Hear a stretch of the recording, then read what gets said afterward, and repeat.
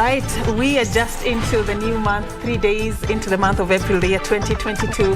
A very good evening. Once again, thank you so much for choosing KBC Channel 1 to update you on the latest in the country and beyond. All right, tonight President Uhuru Kenyatta has broken his silence over the ongoing culture of intolerance, or rather political intolerance. President Kenyatta responding to those perpetrating or perpetrators of his attacks, saying that differences of opinion does not really mean what should be animosity. This story we have lined it up for you tonight. Plus, on our conversation tonight on Sunday Express, did you know that 4 in every 10 children are not exclusively breastfed?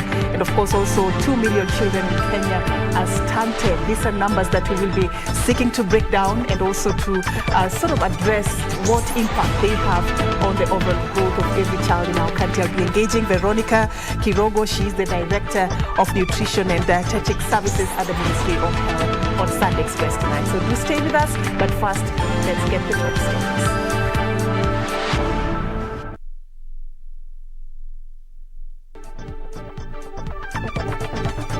Usifanye siasa ya kugombanisha watu, kwa sababu mtu ambaye anafikiria ya kwamba matusi ndio itampatia kura, ngoja ataona ashangae.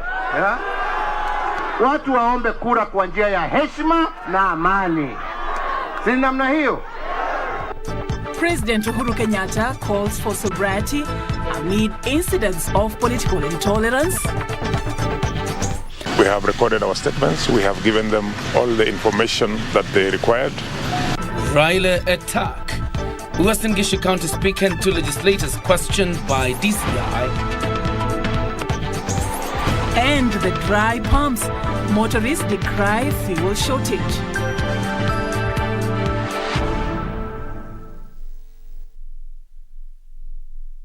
Once again, welcome to the broadcast. Our sign language interpreter tonight is Byron Abuli. My name is Serfine Achieng. And my name is John Jacob Kioria.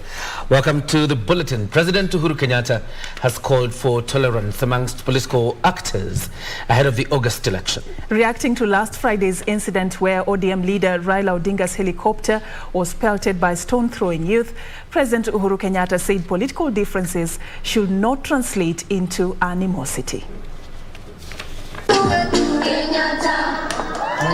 Pipeline Embakasi South in Nairobi. President Kenyatta was the chief guest at the Africa Inland Church pipeline. With political temperatures hitting fever pitch over the recent display of intolerance, President Kenyatta, who addressed a roadside rally after the service, called for tolerance among political actors and their supporters ahead of the August elections. Usifanye siasa ya kugombanisha watu. Mimi nawauliza jameni. Mimi hata kwetu kule Gatondo Ishaweri, si munaona wanakuja kunitukania kwa mlango yangu. Mimi nawaangalia tu nasema Mungu waacha, mimi sina shida. Kwa sababu mtu ambaye anafikiria ya kwamba matusi ndio itampatia kura, ngoja ataona ashangae. Mimi nikisema naunga baba mkono, mimi sisemi mwingine ni umbaya, lakini kura yangu mimi najua pahali nataka iende. Ama namna gani? Si hiyo ni haki yangu? Nimekosea? Reacting to Friday's attack on Azimio la Umoja presidential candidate Raila Odinga's chopper, President Kenyatta said political intolerance was a recipe for chaos. Kama kitu ingetokea hapo, hiyo jiwe iwe imeipiga huyo mzee, si hiyo ni moto ungewaka taifa letu la Kenya? Tunataka mambo kama haya? Watu waombe kura kwa njia ya heshima na amani, si namna hiyo. Kutangaza msimamo ya mtu sio kufanya wewe ni adui yake, ni msimamo wako tu. The head of state appealing to Kenyans to maintain peace and shun those keen on causing mayhem.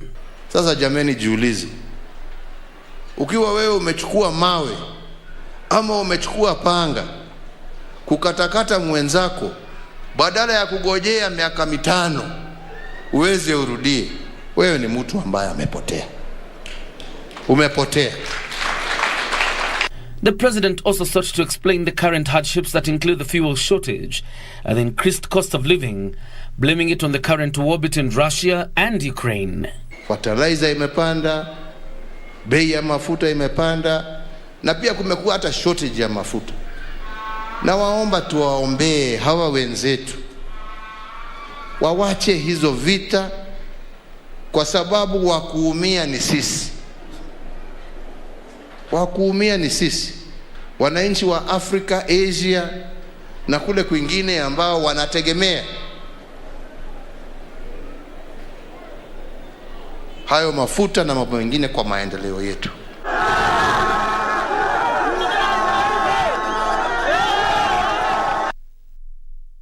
All right, moving this forward, Kapseret lawmaker Oscar Sudi and his Soi counterpart Caleb Kositany have denied the allegations of organizing the chaotic incident in Soi that saw rowdy youth pelt Raila Odinga's helicopter with stones. The two, who spoke after questioning by the Directorate of Criminal Investigations in Nakuru on Sunday, said the move to summon them was politically instigated. The two later were released with the DCI confiscating their phones for further investigations. Sunday, two legislators, Kapseret Member of Parliament Oscar Sudi and his Soi counterpart Caleb Kositany, and the County Assembly Speaker for Uasin Gishu County David Kiplagat, made their way into DCI offices in Nakuru County. The trio was interrogated for hours by the police, as the police tried to uncover whether the politicians were behind the planning of an incident where the ODM party leader Raila Odinga's chopper was stoned on Friday. We have recorded our statements. We have given them all the information that they required. I want to say that the police have been very cooperative, and we just ask the government to treat all incidences that occur fairly and with the seriousness that they have given this investigation. After hours of interrogation, the trio, who had been summoned by authorities on Saturday, having been placed at the center of the violence, denied sponsoring and planning of the incident, further claiming they were being targeted owing to their political stand. Mambo yote ni siasa. Wakuwe watulivu na mtu yote asifikirie kuna anything, na hakuna mtu anaweza panga kitu ya ujinga kama ile. Polisi wenyewe wafanye investigation yao mpaka penye watapata. No one should be accused as a leader that you organize for such a thing, and as I said inside there, I believe no leader in Uasin Gishu, no leader in Rift Valley, no leader who is appearing here organized for such. The DCI has confiscated their phones in an attempt to unravel if indeed the trio is behind the Friday incident. Left our mobile phones with them because they want to do a forensic audit on them, and that is okay. We are very comfortable with what is happening. Meanwhile, the incident continues drawing widespread condemnation, with the clergy and the political class calling for tolerance as the nation gears up to the August poll. Siasa ya mawe na matusi ilipitwa na wakati. Sasa ni siasa ya maendeleo na vitendo na kusameheana. Tuchunge amani ya taifa letu, maana baada ya uchaguzi tuko na inchi na lazima tubaki kama ndugu na dada. For Sunday Express, I'm Gladys Mungai. Now, the government has assured the country that there are adequate stocks of petroleum products in the country. Petroleum and Mining Principal Secretary Andrew Kamau says the country has close to 81,000 cubic meters of petrol in stock, also taking into account a daily uplift of 9.4 cubic meters of the commodity. A number of towns and cities reported a biting shortage of fuel. The Energy and Petroleum Regulatory Authority has since warned the oil marketing companies, depots and retail stations against hoarding petroleum products. Timothy Kipnuse takes stock of the towns and cities most affected by the fuel shortage. Nakuru City. Long queues of motorists waiting to fuel are witnessed in a few outlets operated by multinational oil dealers, as others remain closed due to the fuel shortage. The queues can be seen spilling over to the streets and subsequently causing heavy traffic in the busy town. Tumesumbuka sana kutafuta mafuta. Imefika mahali ambapo gari langu limesimama barabarani, ikabidi nitafute vibuyu niende nikatafute mafuta. Almost all the petrol station across the town is very dry. And we are wondering why this is happening. Chaotic scenes of desperate border riders hooting in protest of the shortage are seen as they mewed at hiking of their charges. The same script was replicated in Kisumu City as motorists camped to have a liter or two of the now rare commodity. Na tumezunguka sana. Hii ni kati ya pahali pa mafuta pa pekee pamebaki hapa Kisumu. In Sia, the scene here was telling, with a few stations with the commodity putting a fuel purchase ceiling of 1,500 shillings in a bid to ensure they meet the rising demand. The situation was similar in Mombasa and Voi towns. Magari ikifika sisi sasa tuwaelekeza kwa stations zingine, at least tuangalie kama iko, lakini wao wanarudi wanasema wamekosa. Sasa tuomba serikali iangalie hiyo ukosefu wa mafuta. Many petrol stations, especially those outside Nairobi County, have been without stock for days now. Kazi yetu imekuwa ngumu sana kwa sababu mafuta sengine yanakosekana, alafu pia ikipatikana yako bei ghali sana. And in Mandera town, most of the service stations are now threatening to close as motorists have resolved to purchase of oil products in the neighboring Somalia and Ethiopia. Interestingly, some of the filling stations have now turned to be a parking area. Petroli hakuna, mafuta hakuna, na sisi hatuchukui mafuta ya Somalia. Amekatazwa mafuta ya Somalia kabisa. The pumps are usually fed by independent petroleum dealers. The Energy and Petroleum Regulatory Authority, EPRA, has warned the oil marketing companies, depot and retail station against holding back sales of petroleum products, saying the action was punishable by law. Wale wanauza petroli wanaficha petroli ile waongeze bei, na ilali tunajua kwamba serikali imeleta fuel ya kutosha katika nchi. Petroleum and Mining Principal Secretary Andrew Kamau has said there is an adequate stock of petroleum products in the country. Timothy Kipnoso for Sunday Express. Actually, Now, the daily uplift is actually 9,400 cubic meters of the fuel. But the shortage is quite biting. I don't know whether you've seen petrol stations and what is happening there. the sad thing about it, though, is that it's actually looks like it's man-made, the shortage. I mean, from all the story. Yeah, those who seek to make ill profits out of, holding the that's fuel. the sad bit about this particular crisis. But it's a developing story, and we'll stay on top of it for you. We'll keep updating you on how this pans out. Now, let's go back to matters politics. Azimio la Umoja presidential flag bearer Raila Odinga has assured residents of Turkana County of enhanced security, improved infrastructure, and expansion of the local economy that relies mostly on livestock farming. Speaking Sunday in Lodwar town, Turkana County, Raila said if elected, he will change the face of the arid region into an economic zone. Zaidi ambayo tutaangalia ni mambo ya amani. Banake bila amani hakuna maendeleo, ama sivyo? Azimio la Umoja presidential hopeful Raila Odinga led his brigade to Lodwar in Turkana County on a vote hunting mission. Raila pledging to prioritize key sectors in the region such as health, security, road network and livestock if elected in the August 9th polls. Tutafufusha ile cooperative society na hiyo kiwanda ya samaki kule katika ziwa ya Turkana. Sawa. Vile vile ile kichinjio ya ng'ombe pale maana yetu Lomidat. Sio? Vile vile tusio tu kufufusha, lakini tutapanua ili tuweze kuchinja ng'ombe hapa kwa wingi na tunapeleka mpaka kule Ulaya. Mungu tusaidie. Hii serikali ya Azimio la Umoja One Kenya ichukue mamlaka. We will cause traffic jam in Lodwar. Haiwezekani kuwa magari ni machache mno na hapa biashara ya watu wetu iko hapa Southern Sudan. He took the opportunity to promote his Baba Care proposal, saying citizens will be able to access medical services without straining. Ingine ni mambo ya hospitali ya hapa Lodwar kuimarishwa ifike katika level 6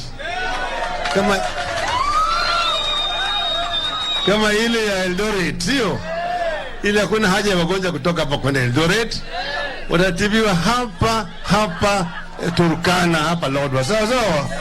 Other leaders on the campaign trail drummed up support for Raila Odinga's presidency, terming him as a defender and a goodwill fighter.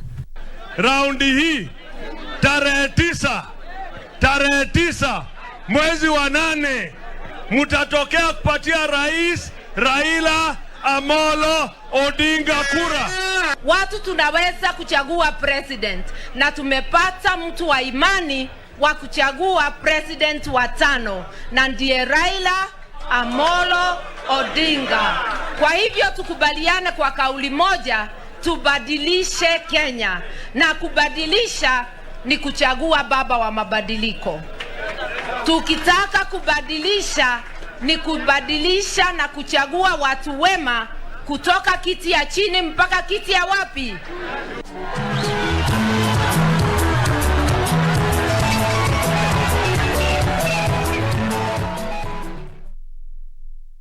And now the provost of the All Saints Cathedral, Samuel Wenaina, says poverty in the country has reached alarming levels. Speaking during a special service to pray for political aspirants, Reverend Wenaina noted that Kenya has created a system in the country that impoverishes some while enriching others, saying Kenya has enough resources for all. Wenaina at the same time has called on the political leadership to be prudent in the management of the country's resources.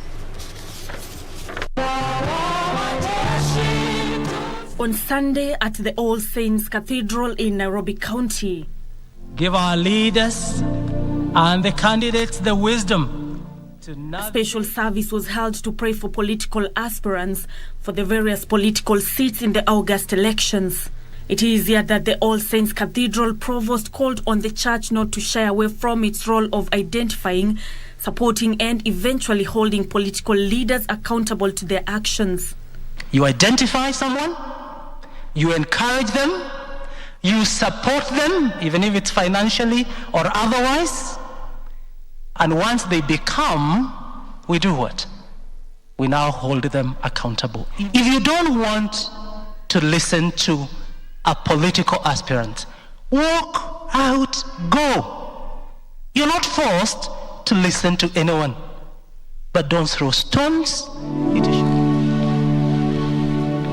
Echoing the words of NARC Kenya leader Martha Karua, Wenaina urged Christians to lead by example and identify leaders that are visionary at all levels of government to ensure smooth running of the country from the counties to the national level.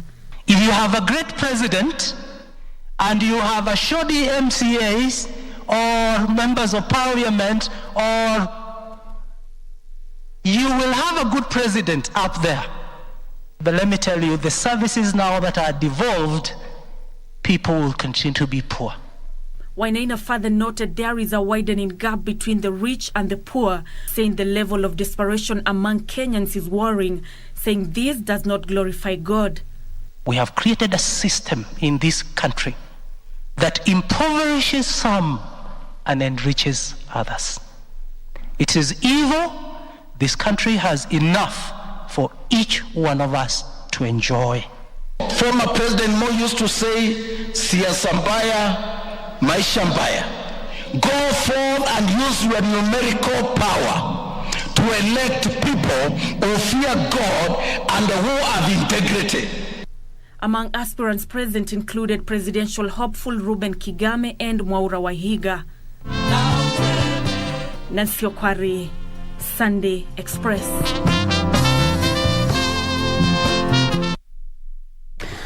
Right. The church must always speak truth to power. Yeah, indeed. Now let's stay with matters politics. A section of civil society groups in Kenya has commended the Supreme Court over their ruling of the Building Bridges initiative. The ruling, of course, the criticism was because of the judicial independence, or affirming the judicial independence, as Ruth Wamboi now reports. With the Thursday landmark ruling by the Supreme Court of Kenya, Kenyans are waiting to see which way forward. According to the civil societies, the BBI bill proposed self-serving political changes that go against the will of the people.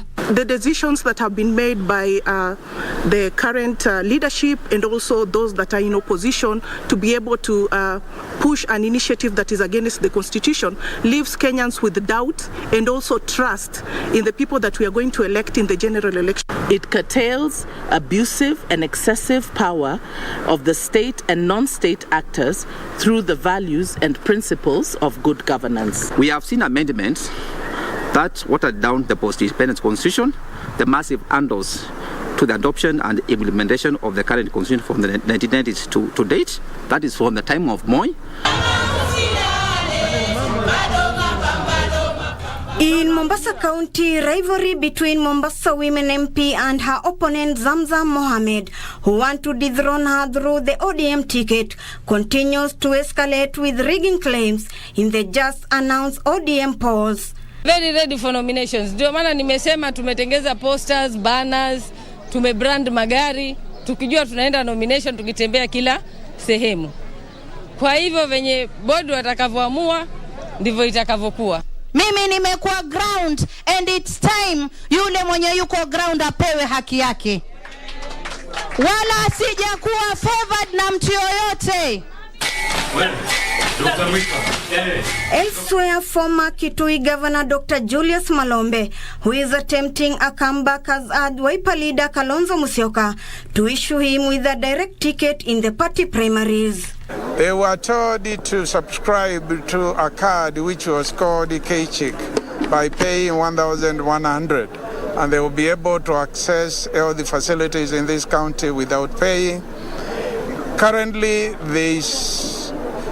there are no medicines in those particular hospitals, and the people are crying.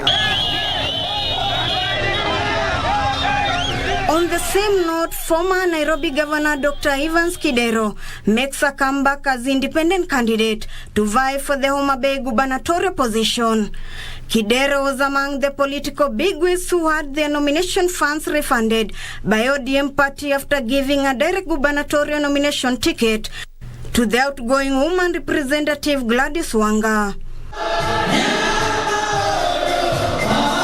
And Serfine presidential candidate Jimmy Wanjigi now claims the poverty index has rose from 38 to 58%. Wanjigi spoke in Kutus town Sunday after handing over a vehicle to IPCA Bishop Peter Mwangichege. All that think like you, all that believe that governing, you're a king. There's no kings here. We are all equal under the eyes of God, and this is now the time for us as leaders to give back to the people. Reporting for Sunday Express from the county of Nairobi, I'm Ruth Wamboi. All right, from that cocktail of political stories, it's time for us now to take a very short break right here on Sunday Express. But still more lined up ahead for you on Sunday Express tonight. We are going to be talking about child nutrition, and my guest is already in studio, Veronica Kirogo, the Director of Nutrition and Dietetic Services at the Ministry of Health. Of course, after the break, we'll also talk about teen pregnancies, some sports, and then head over for that interview. Don't go too far.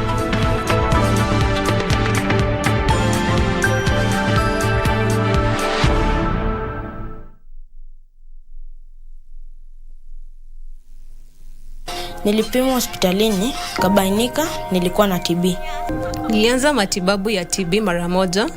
Nilimeza dawa zangu bila kukosa kwa muda unaofaa, kama nilivyoshauriwa na daktari. Mundos divididos por una sombra de traición. Don't ever insult her again if you don't want me to rip what's left of your face. Yeah, why don't you try? What do you know about this planned development with some investors in Costa Alegre Bay? I don't trust that woman, much less any business she brings in. It would mean a lot to me if I know that you're not against it.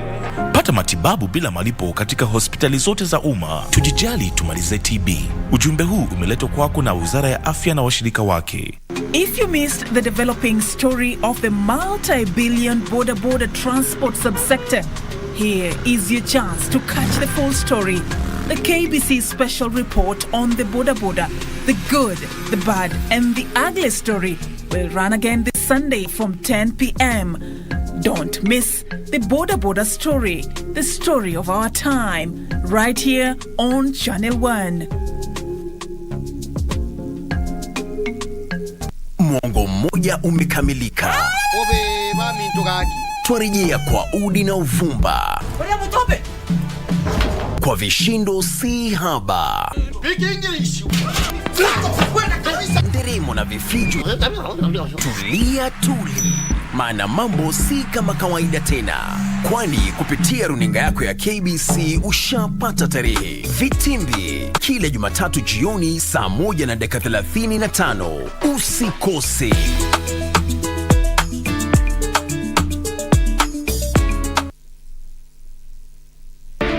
Get ready for the next big thing. A woman with a voice is by definition a strong woman.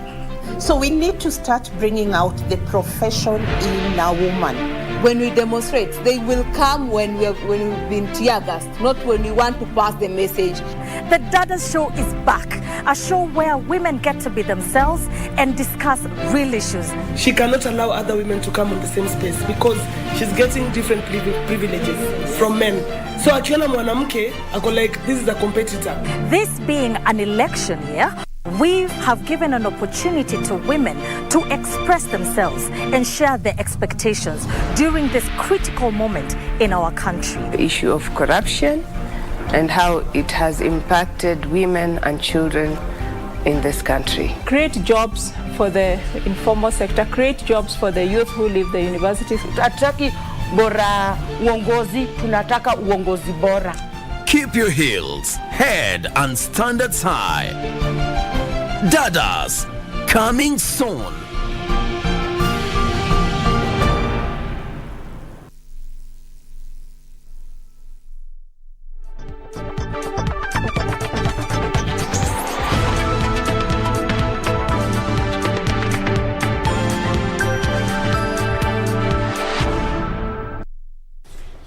Welcome back. You're watching Sunday Express. A section of villages in Uriri constituency of Migori County are taking advantage of the dilapidated roads to impose taxes on locals using roads passing through their land. The locals say they are forced to part with cash to access the roads, which they use as alternatives since the main roads are impassable.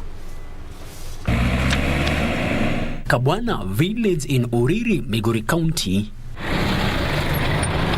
Here, makeshift toll stations are the order of the day. The only roads which are passable here pass through private land. Murky public roads rocked with potholes and poorly maintained are the other alternative. And to access the so-called private roads which are well maintained by a group of youth here, you have to part with a fee. Wenye wanakuwa hapa na tena venye tulijadiliana na wenye walikuwa wanataka wapite hapa. Tulikaa chini, tukaongea kwa sababu barabara ilikuwa haiwezi kapitika. The locals say they pay more than 200 shillings daily to access two villages that have been separated by the dilapidated roads. Locals pointing an accusing finger to the area leadership. The way people are being taxed here every now and again is quite unbecoming.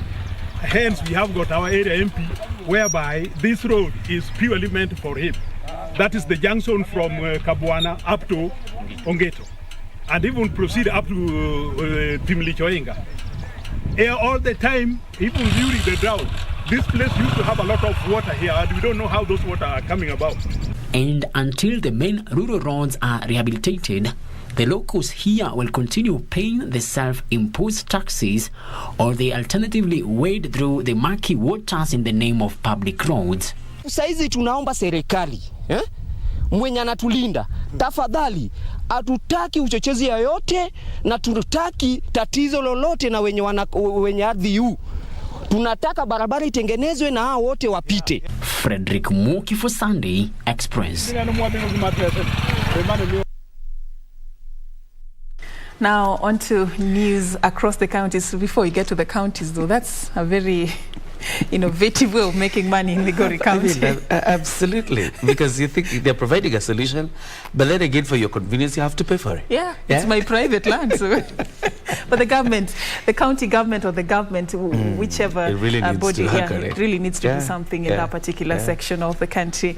Now, let me take you to the counties. Inmates at Manyani Maximum Security Prison have called on the government through the Ministry of Education to fully absorb those who are taking primary and secondary education examinations into the formal schooling system. Volunteer teachers at the prison say it is evident a great number of inmates have shown interest in pursuing formal education and need to be supported.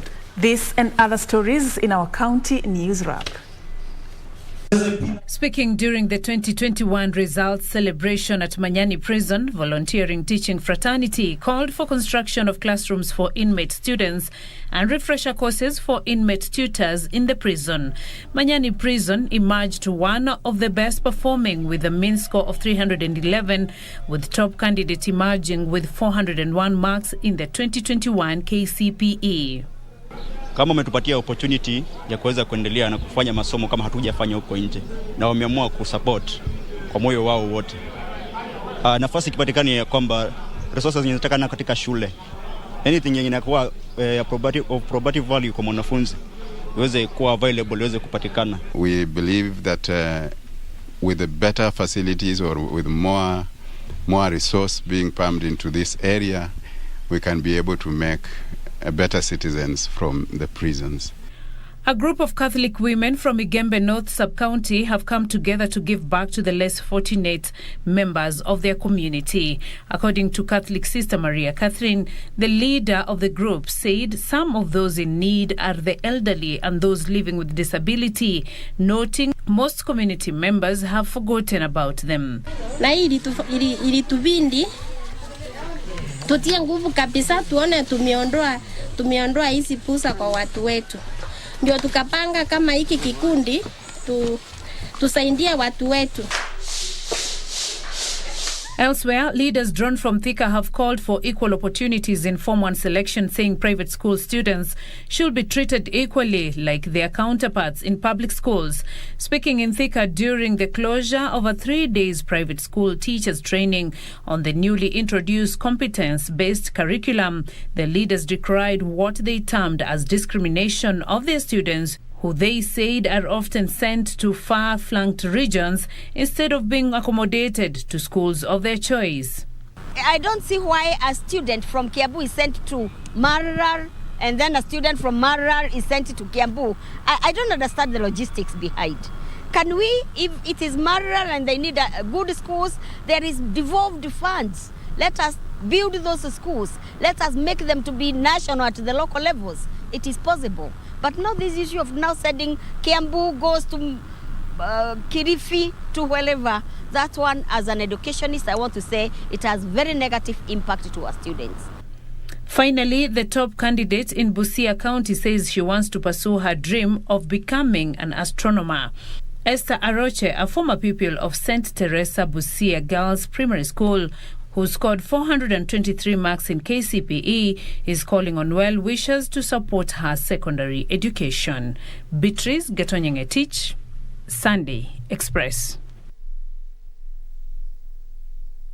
Now, every case of teen pregnancy tags along a myriad of challenges. Life is never the same again for the affected, as Diana Katunge found out when she visited a rescue center for teen mothers in Ukunda, Kwale County.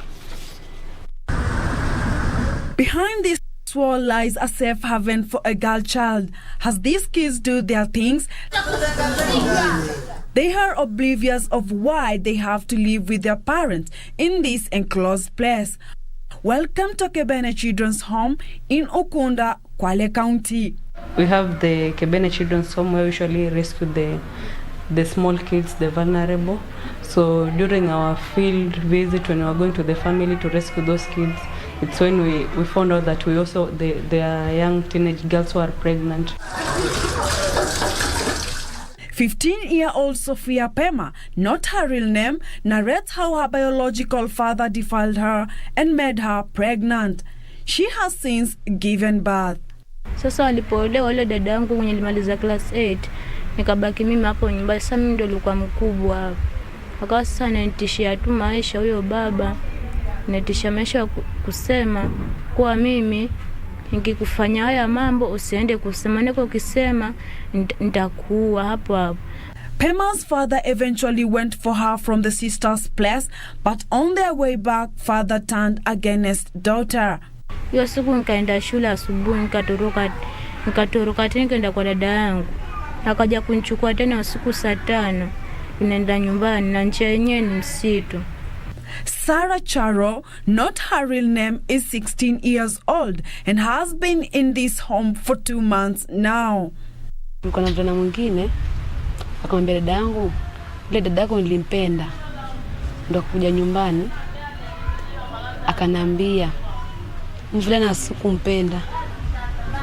Dadangu akanambiaje?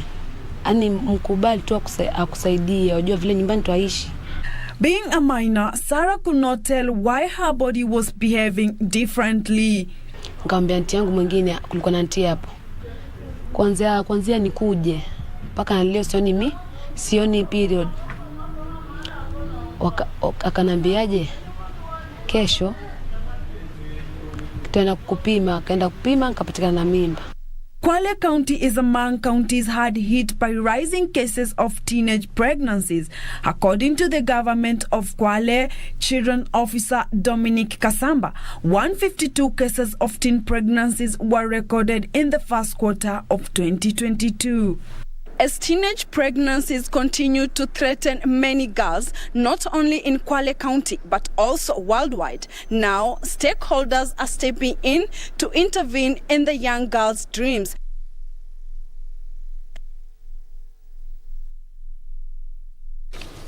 Right, great reporting there by Diana Katunge. Of course, really just bringing to the fore the plight of teen mothers in the country and how it affects, their livelihoods. Right. So for us to take a breather, but of course when we come back, we'll do a bit of sports, and then Serfine will be engaging Veronica Kirogo, the Director of Nutrition and Dietetic Services, and they talk about nutrition, a very important conversation.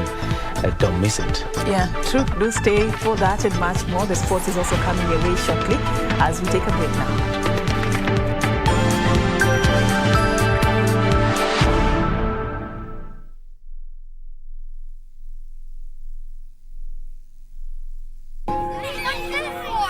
Nilipoanza kukohoa, kuhisi maumivu kwa kifua, uchovu mwilini, joto jingi mwilini, kutokwa na jasho jingi usiku, kukosa hamu ya chakula na kupoteza uzito haraka. Nilipimwa hospitalini, kabainika nilikuwa na TB. Nilianza matibabu ya TB mara moja. Nilimeza dawa zangu bila kukosa kwa muda unaofaa, kama nilivyoshauriwa na daktari. Ugonjwa wa TB sio uchawi. Mtu yeyote yule anaweza kupatwa na ugonjwa huu, lakini ukimeza dawa vizuri, TB inatiba.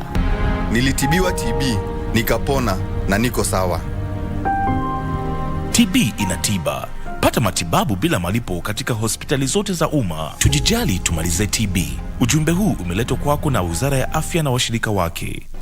Do you have a news story to share with KBC? Get in touch swiftly on email news@kbc.co.ke or call 0723-892-654 or 0734-780-124.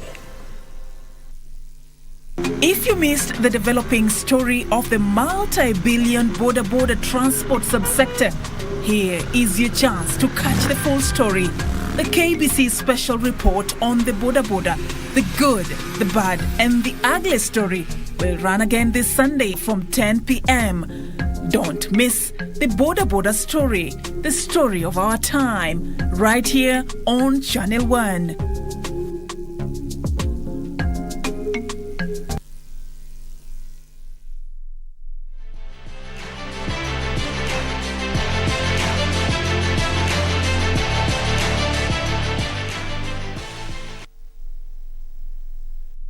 Time for sports now. Kenya's Judith Jeptum broke Paris marathon record today after clocking 2 hours, 19 minutes and 48 seconds to win that victory this season.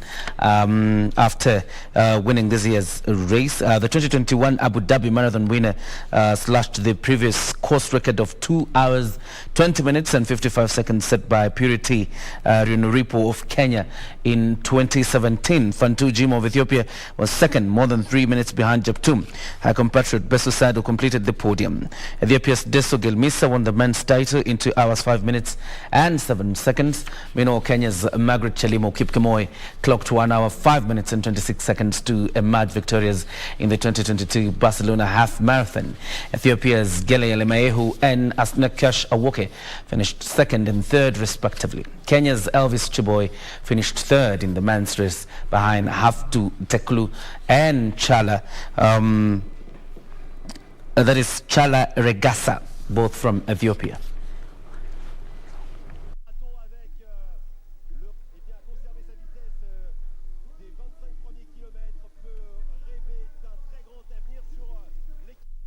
Karan Patel secured his third victory this season after winning the African Rally Championship Equator Rally today. Patel won 5 out of 8 stages, including the practice session. The 3-day event held in Naivasha, Nakuru County, acted as a curtain raiser for the WRC Safari Rally Kenya set to be held in June. And to the man who is not stopping, presenting to you the champion of this year's event, Karan Patel. Navigated by Tausif Khan in a Ford Fiesta, Karan Patel emerged victorious, though the cross suffered a broken drive shaft on day 1. Patel stayed ahead of his rivals to win Kenya's round of the 2022 African Rally Championship for the first time in his rallying career. Sleeping Warrior is as expected. It's the same as last year in terms of the rough. The rough is still there. It's just a bit of few changes here and there. So that's a challenging stage, ideal for what we call a safari rally. Zambian Leroy Gomez and his wife Ushila maintained the lead on the overall standings of the 2022 African Rally Championships after finishing second in the Kenyan event, driving a Ford Fiesta. Jasmeet Chana, navigated by Ravi Chana, finished third. Jeremy Wahome, the former F3 renowned driver, finally scored career best results by finishing fourth overall in one of the major rounds of the Kenyan rally. Wahome, navigated by Victory Okundi in a Ford Fiesta, finished over 4 minutes behind winner Karan Patel. 2.5 days of excitement, 2.5 days of a bit of torture for the drivers. But for us, my goodness, what a show you put on.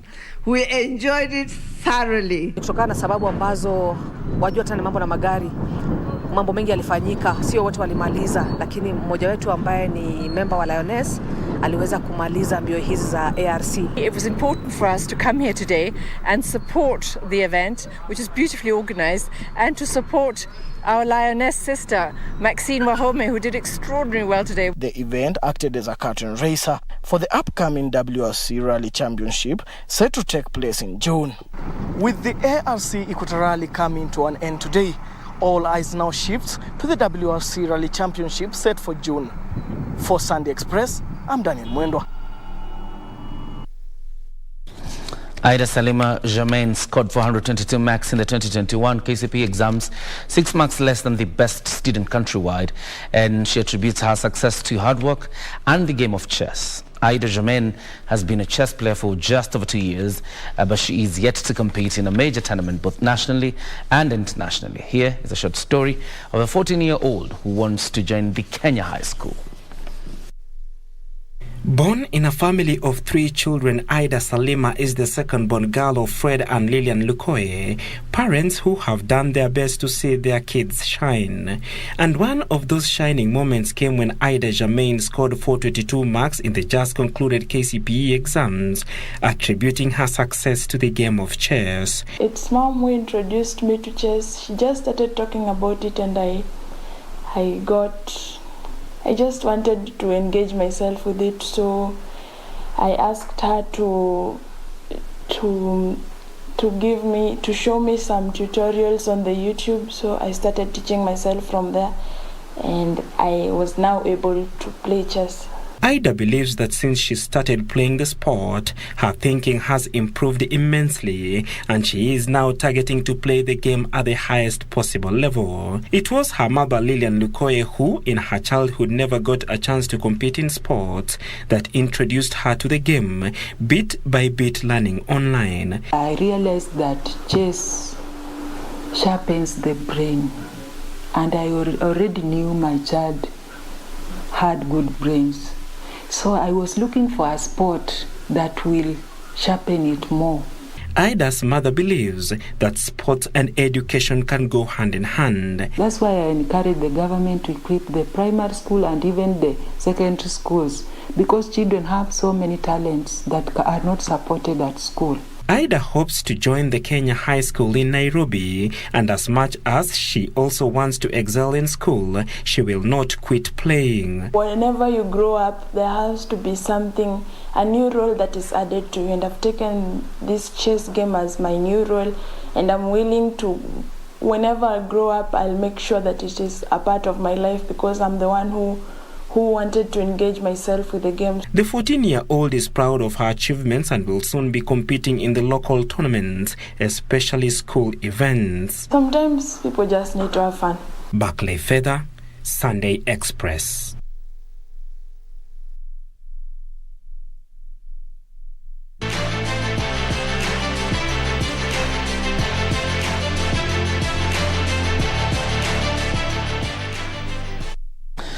In a conversation tonight, we talk about child nutrition, and our guest is already in studio, Veronica Kirogo, the Director of Nutrition and Dietetic Services from the Ministry of Health. And about now, we take a small breather. When we come back, Serfine Achieng will be engaging Veronica Kirogo. Second birthday, that adds to 1,000 days. And this, we call it, is the window of opportunity, because with a solid nutrition foundation, it will take that child to adulthood with a potential in terms of productivity, in terms of survival, reduced risk of childhood illnesses, and therefore it's a really a great opportunity to intervene in terms of nutrition. Mm-hmm.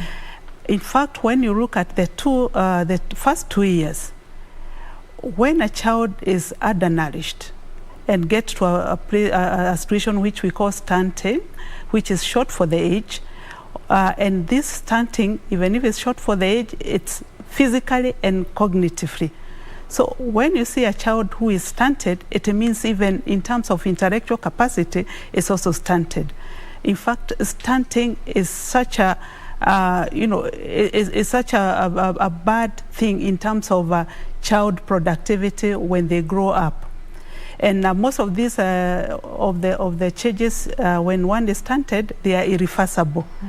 And therefore, it is important that we take advantage of the first 2 years so that the child gets the nutrition they require to fuel them for adulthood. Mm-hmm. You also find that during this period, it's also the period of boarding, and also even where we also introduce what we call nurturing framework, so that the child is able to know socially, to love, to bond with the people around them, and get that in terms of social kick when they grow up. Mm. And now, looking at our country, 26% of the children are stunted. In 2019, we conducted a cost of hunger report in Kenya, and we found that in 2014, because that's the 26% was through the Kenya Demographic Health Survey that was done in 2014. That Kenya, was way back. It was way back, but currently the Kenya National Bureau of Statistics, they are already on course in doing the Kenya Demographic Health Survey 2021.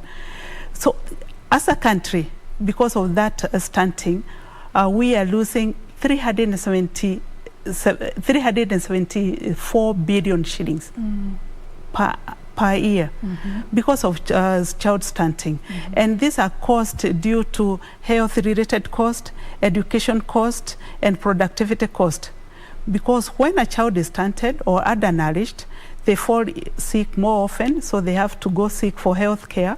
That's a cost. When they fall ill, they miss education. They are also not attentive in school, so it makes them repeat grades. That's a cost in education.